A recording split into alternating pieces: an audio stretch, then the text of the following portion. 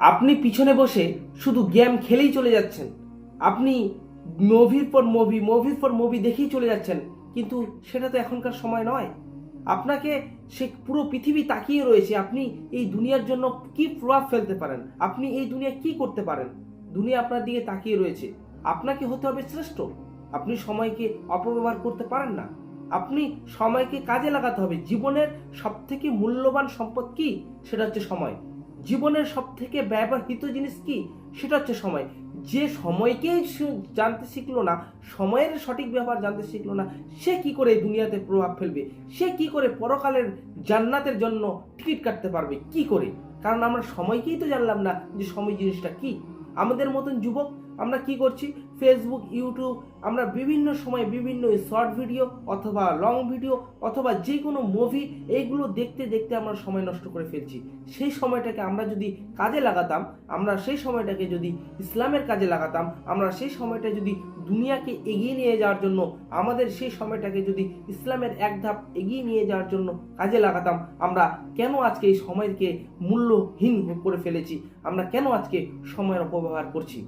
এখনকার সময় আপনি এই মুহূর্তে ঘরে বসে পৃথিবীতে শুধু খবর আর শুধু মুভি আর শুধু গেম এগুলো দেখতে পারেন না। আপনাকে হতে হবে শ্রেষ্ঠ মানুষ। আপনাকে দেখে মানুষ শিখবে, আপনার মতন মানুষ বলবে যে হ্যাঁ আমি তার মতন হতে চাই। আপনার মধ্যে যে গুণ রয়েছে সেই গুণ দিয়েই আপনাকে আপনার দুনিয়ায় প্রভাব ফেলতে হবে। আপনি যেই ক্ষমতায় রয়েছেন সেই ক্ষমতা দিয়ে আপনাকে দুনিয়ায় প্রভাব ফেলতে হবে, তবে ইসলামিক তরিকায়। আপনি সময়টাকে অপব্যবহার করতে পারেন না। আপনি কেন সময়কে এইরকম অপমূল্যহীনভাবে আপনি সময়কে চোখে দেখছেন? আজকে আপনার বয়স কত হয়েছে?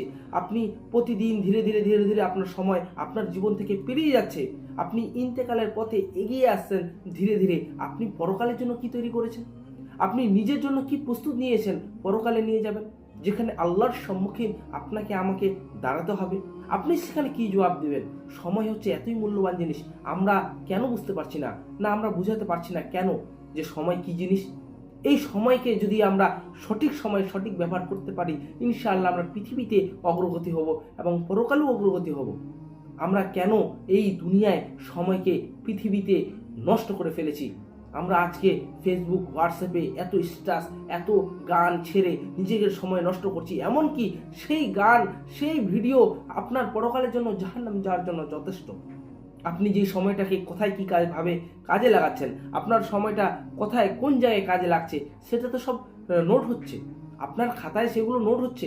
আপনি কি মনে করেছেন যে আমি এই সময়টা এখন অপব্যবহার করে ফেললাম, এটা জবাব দিতে হবে না?